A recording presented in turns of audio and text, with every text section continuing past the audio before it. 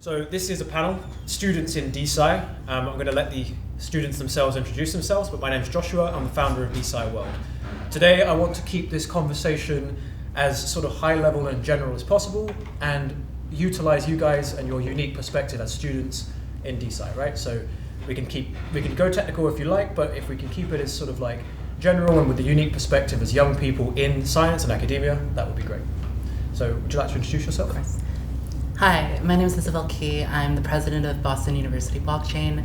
I'm an economics and astrophysics major here at BU, and we are the organizer of day one of DeSci Boston, so it's good to see everybody. My name is Anish. I'm an undergraduate student at the California Institute of Technology. I'm studying applied math, and I'm also running the blockchain club at Caltech. Hey everybody, my name is Mackay. I've kind of been in the space since 2016, started as a trader, then Ethereum came along, got very much into the technology side.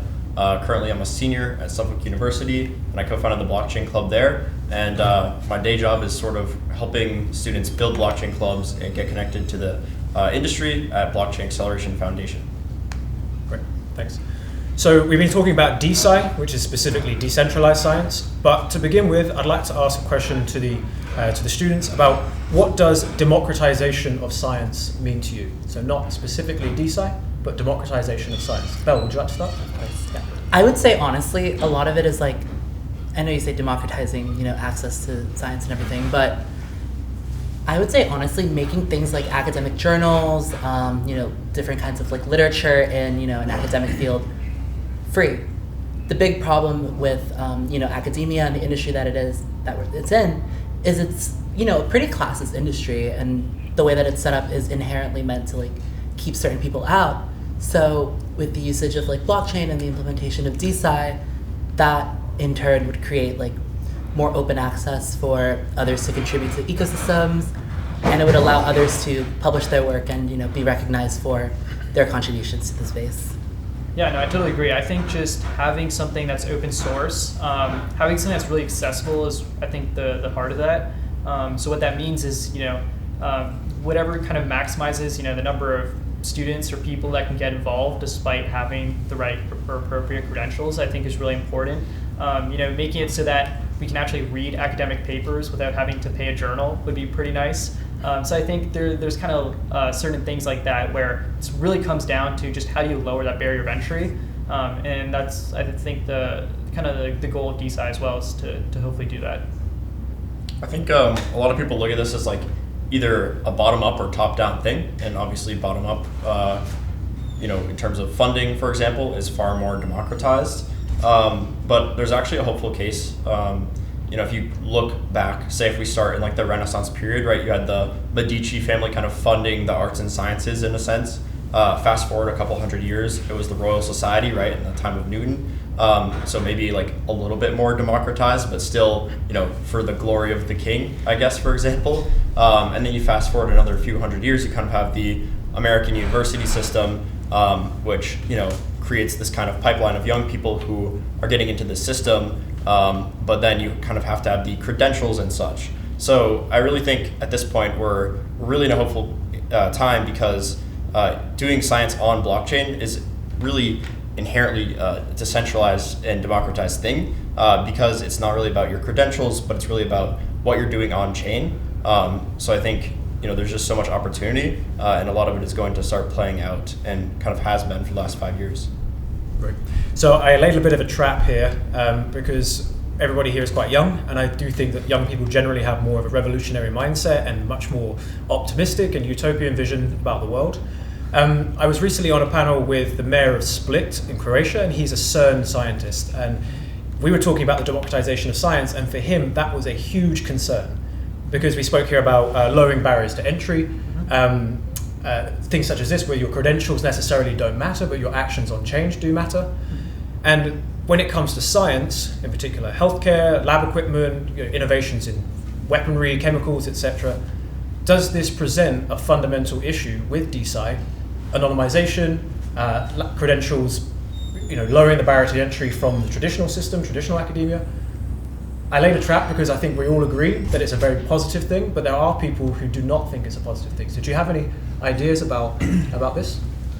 Yeah, no, I think it comes down to execution. I think everyone would agree that it's better to have more students involved in research, but it also has to be like ethical research, which it seems like you're suggesting. And so I think the most important thing is we have to kind of spend more time on the development of those technologies rather than implementing them right away.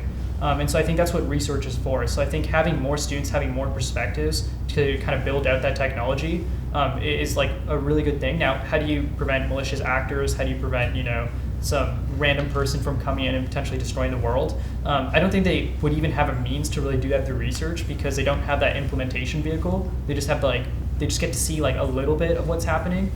So I think it really comes down to like the execution of that. But I think the heart of the idea that more students can get involved is a genuinely good thing that would also have a lot of merit to it and would probably bring about a lot of benefits. So this is referring directly to access of research. Yeah. What about access to equipment and data sets, for example? Any thoughts? That's a tough one. I mean, generally when you're doing, high-level scientific research, you have this equipment that costs tens of thousands of dollars. So I would say like working, hand in hand with like decentralized science protocols and maybe, larger academic institutions that are much more equipped to handle, open access to research and all of that as sort of you could almost implement a sort of pro bono kind of initiative to advance the mission of, like equal science and equal education for all. So it's kind of like what I think. I mean, there's still going to be some oversight, right? Like they're still going to have like a mentor. They're still going to have like some people looking over them. So it's not like you just kind of give them equipment and say, just go build whatever you want, and they're just kind of like making like a nuke or something in their garage. It's much more like it's much more of a controlled environment. But it's like how do you kind of maximize the number of controlled environments so that more people can get involved. And so that way, there's still some oversight. They can still build cool stuff, but it also prevents malicious actors from coming in and doing something terrible. Do you see sort of institutions, universities facilitating the access for students in particular to Yeah, I mean, I think that's like a really good start is having, the universities come in and play that type of role. And so that's nice. Like in my case, I got involved in research really young. I started off at an institution, and I thought that was really, really critical. So it's not like we just kind of throw them out and say like, hey, just like study on archive and figure it out yourself. It's more like you start off hopefully in an institution, much more like controlled, probably centralized environment. But then as they progress and become much better, they can kind of go off on their own. And so I think there's like trust that's kind of built into the system naturally. And for them, they actually have to work in order to reap the benefits as opposed to just, having access to like the best lab equipment ever. Okay. Staying on this topic, what is the current state of involvement, or what are the barriers that you see within the student bodies, yourself in particular, Belle, to Web3, crypto, but in particular DeSci? Honestly, onboarding them. That's a big problem. There's a big community, especially within like our pre-medical like societies and everything here at BU, that understands that hey, like this technology exists, but how does it connect to what I'm doing in the real world? So part of that, honestly, is just pushing out like educational initiatives that are tailored to a STEM kind of audience and helping them understand like the links between the scientific world and the Web3 space, because not only are you, helping them understand how they can implement Web3 in their career going forward, but you're also introducing them to this whole new, like, untouched space, basically. And right now, the current landscape of the Web3 world is still very much, in some cases, like a no man's land. So it really is up to, the builders and the creators and the scientists to really lay the groundwork for what this space is going to look like in the next 5 to 10 years. Mackay, what was your experience? Founding at 16, you founded a blockchain society, right? Yeah, I mean, every university is different, right? So that's one dynamic that you kind of have to navigate. My university specifically, they were overall quite supportive, but there was a very significant lack of understanding of what we'd actually be building, why it is valuable, and why it's more than just like a student club, we had the opportunity to really build like a very valuable student organization, right? The makeup of these student groups is really diverse, and you have some students that are working on really significant projects, founding startups out of those clubs. I've seen clubs that have spun out projects that have raised like $1 million and like really succeeded in the space. So I think it really comes down to universities getting the like general competence of what these students are capable of. I think that's very valuable. But another thing on the side of like kind of access and onboarding, where onboarding is a huge thing to tackle. To be honest, a good mechanism for this is fellowships. We've kind of seen the Teal Fellowship like set the standard for giving kind of rebellious and brilliant students access to resources and capital. But it's really flourishing right now. You have thousands of fellowships, and I think we need 1 million fellowships that provide students with really tailored funding, mentorship, and such. Yeah, no, I totally agree with that. I think fellowships would be like a pretty awesome start. It's such a good way to kind of break into a new field and try something totally different. And in terms of like onboarding users, I really liked how we were talking about DeSci as like a Trojan horse to kind of onboard people into crypto, and I think that's like a pretty accurate thing. I think having, there has to be certain use cases of crypto where you can't really, the average person doesn't really think of it as crypto, they think of it as something totally different. And that's just how you build trust. So I think onboarding is definitely a big issue, but I think there's certain ways that we can, Trojan horse it in such a way so that people can kind of believe in the tech. Cool. So the crypto Web3 space is inherently decentralized, right? Well, you'd hope so. And universities are also quite decentralized. Again, you'd hope so. Yeah. So what do you feel like more disconnected from as a student right now, trying to get involved in the future of research with your career, but also trying to do so through DeSci? Do you feel more disconnected from the academic infrastructure or from the in-group in Web3? Honestly, it depends on the institution itself. I know for a fact Boston University doesn't have any classes that pertain to blockchain education or Web3 education, so one of my organization's campaigns now is to implement, a course within the College of Arts and Sciences, making it an open access course, to sort of have it be kind of like 101 style, help people understand the different use cases of blockchain and, how it tailors to almost every single, discipline and concentration that exists in, the university field. At BU and within Boston University Blockchain, for example, I'm proud to say now that we have representation from all 18 undergraduate colleges and schools at our university, as well as representation from all minus one of our graduate societies here. So. Great. And just on that, but do you have any connections to, for example, the Web3 funding infrastructure or like partnerships with any existing Web3 DeSci protocols? Not as of yet, no, but we're in talks with Athena DAO to set something up. Okay, so this is something that we can all work on, maybe as a space. Yeah, no, I think like your first point, DeSci is pretty new, so if you're kind of pursuing it, you feel actually disconnected from both Web3 and the schools themselves, which is kind of unfortunate. But I think that's just how it goes for any field. There has to be some first movers that grow the space. So I think like in the coming years, it'll hopefully be much bigger. In terms of the scene at Caltech, I'll say that we actually do have a few like blockchain classes, but they're very like theoretical and kind of hard to get access to, like they probably are. I think like in terms of like the material, I think it's there. It's just getting people access to that Web3 ecosystem is really hard because there's a big jump from theoretical computer science to like mainstream crypto, and so I think making that pipeline a little bit easier for like academics, researchers, even like hobbyists would be pretty cool. I think on this topic, everything is so nascent, right? Like Web3 is certainly gaining prominence as a whole, but DeSci is far more niche, and there's a lot of different things involved, right? Because there's so many different facets to the scientific landscape. You could be a wet lab researcher, and you can't really do that all on chain.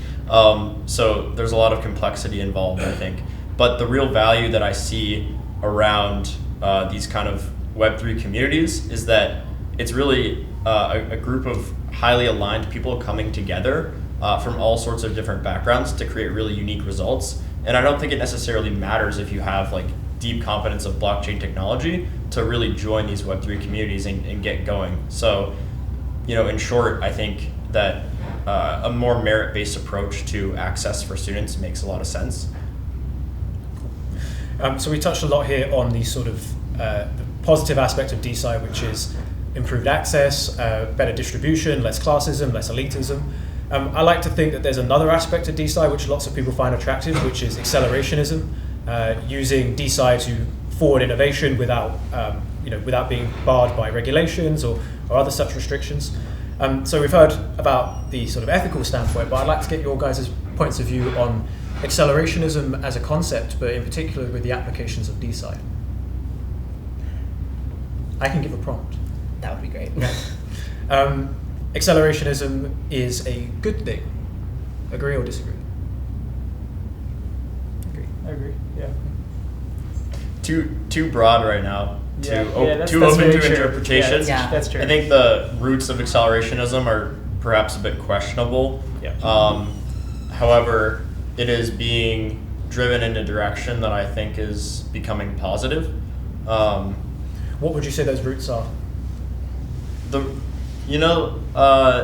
was this very interesting professor that kind of was writing about what this concept of accelerationism is, and I think it was really centered around taking transhumanism to its absolute limits. Yeah. And I just think that is not a really reasonable thing to do, as we are all human at this point. So it was much more of a sci-fi fantasy, in my opinion, and I think it can have some positive side effects. Anything else? No? Okay, so just briefly touched here on taking transhumanism to its absolute limits. It's something I'm personally very interested in, and I'd like to get the opinions of the youth here, because they're the guys who are going to be doing the tech. Do we, how do I say this? Is there much discussion within student bodies about the potential negative externalities of things such as this? Absolutely. A big thing with accelerationism, transhumanism, and all of that is, how do you prioritize? And this is the big question we pose to our members as well. How do you prioritize innovation and going forward in this space and this new era of progress that's being ushered in, while also maintaining just general human integrity, medical, legal ethics as well. So at least in my opinion, and from the general student body here at BU, it's a very almost kind of nuanced kind of thing to ask. It really can go either way, but I know that a lot of philosophers as well very much disagree with pushing accelerationism to the limit, because once you start to do so, that's when the slip-ups start happening.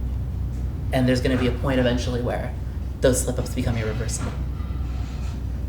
Yeah, I would say in terms of student body, there's definitely a huge focus on the negatives of these types of things. Sometimes there's so much focus on it that it actually takes away the spotlight from the positives. So I think there's not really much of a balanced discussion, which I think there really should be. But yeah, no, I think it really just boils down to educating more people and kind of teaching them these types of concepts, and also kind of playing out the scenario 10, 15 years from now and just thinking about the future of tech. I just think oftentimes you don't really do that as much, so it'd be cool to have a more balanced kind of perspective, especially if we're educating students, trying to teach them these types of things. So you're saying primarily the discussion is actually around the... Definitely the negatives. Oh, wow. Yeah, definitely. I mean, I probably can't really think of even any names or people who even just talk about it in a casual way. But it's interesting because most of the power lies with those that actually believe it's the correct way forward. Yeah, but it's almost reversed. It's kind of odd. So I think it'd be cool to kind of educate people more on those types of concepts. Do you see it as an inevitability? Sorry? Do you see it as an inevitability? I think so. I mean, I think it's it's quite rigid too in perspective. Mm-hmm. It's kind of hard to undo their thinking. Mm-hmm. So I think it's going to stay like that for a long time. I think again, I'm not trying to impart my beliefs here, but I think the only way to kind of play it out is that you have to kind of prove what happens 10 years from now. You just have to wait and let time do its own course, because it's really hard to predict the future and then kind of play it back and tell people how it's going to happen. So we have here people who are probably going to be at the heart of a lot of the tech innovations of the next 15 to 20 years and the accelerationism that comes with that. So I'm glad to get your perspectives. I'm mindful of time. I want to give everybody the chance to ask any questions to the students. One last thing.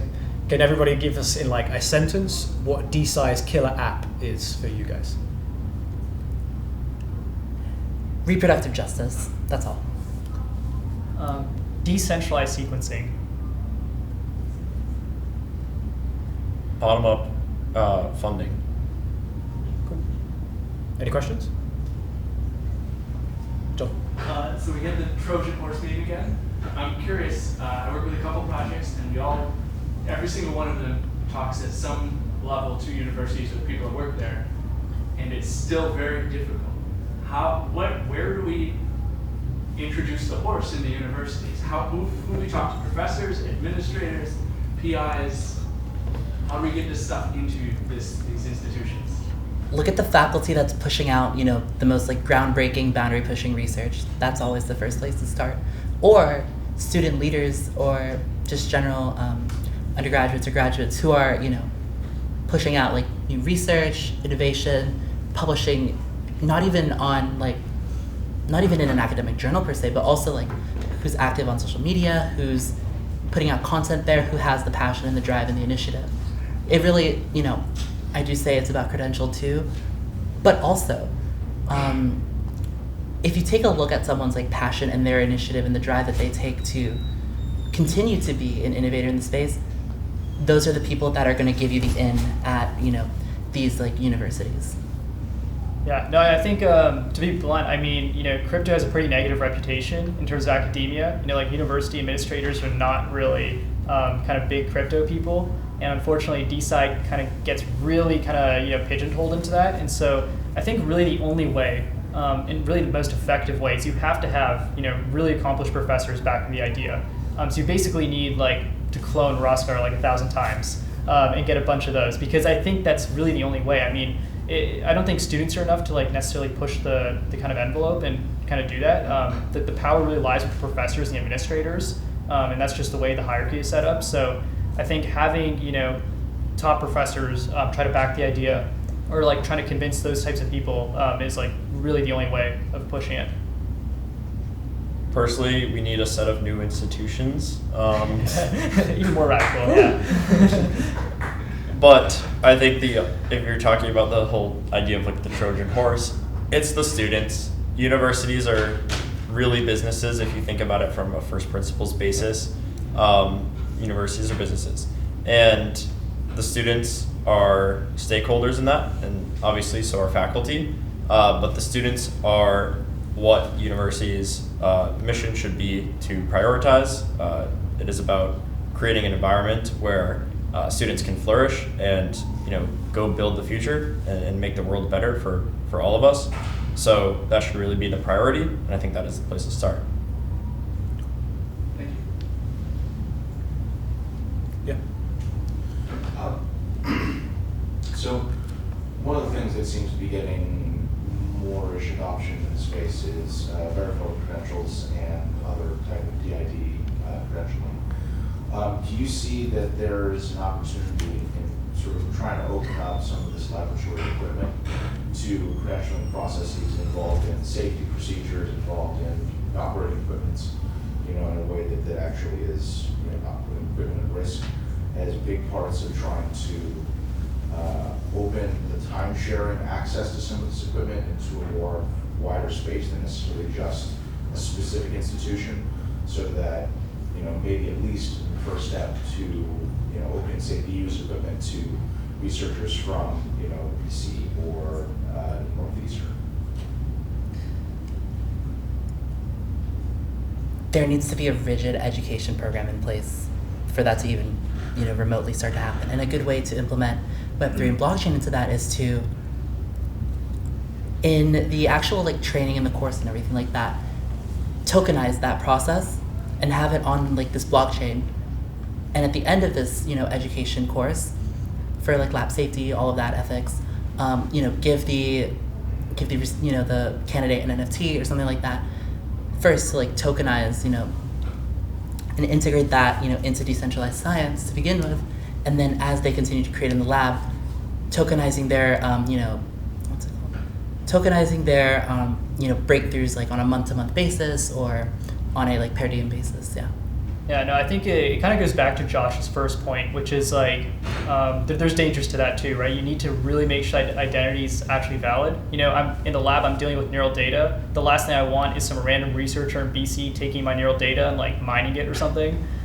So there has to be like some really good check in place for that. The other thing is that the equipment is like owned by the school, it's owned by that lab, and so there has to be some benefit to the lab. I mean, probably monetary, but you'd also have to convince the individual profs to like loan out that equipment. In which case, they're probably going to be a little bit hesitant of doing so. And then on top of that, you have to verify that, hey, is it like going to the right people? Most of the time, they're going to just give it out to their collaborators, as opposed to like some random researcher.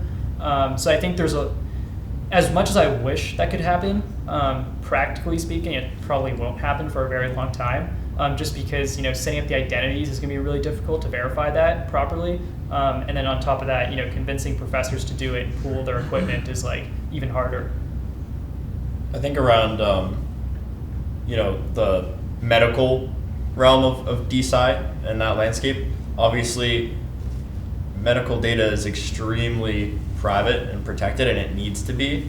So maybe that's not the best place to start. You could argue technologies like zero knowledge proofs or something could be useful there for obfuscation of data. But I think it's just going to really be more grassroots. To be honest, these universities that have labs with all this high quality machinery, they already have a purpose, right? And they're being used probably at full capacity, I would imagine. So it really comes down to creating new environments, maybe somewhat like the makerspace concept, where based on one's merits, that you can join this community and have access to these resources. Cool. I think we'll call it there. Just before we do you guys have anything you want to ask the projects to contribute to the blockchain societies that you're building? Any call to actions for the people watching? We're always looking for speakers at BU Blockchain. Feel free to reach out, bub@bu.edu. We're looking for money. No, I'm playing. We are looking for money though. But no, I mean, we're also looking for speakers. We're looking for anyone in the space to pull up to Caltech and just like give a talk or kind of educate students. So that's something of interest. We'd love to set it up. Yeah, we're always working together globally. I work with over 70 clubs, blockchain clubs, and club leaders, and many more students. Literally just talk to us. Just, we all have different backgrounds and different opinions, and at the end of the day, we coordinate and really believe in each other to make this happen and move forward.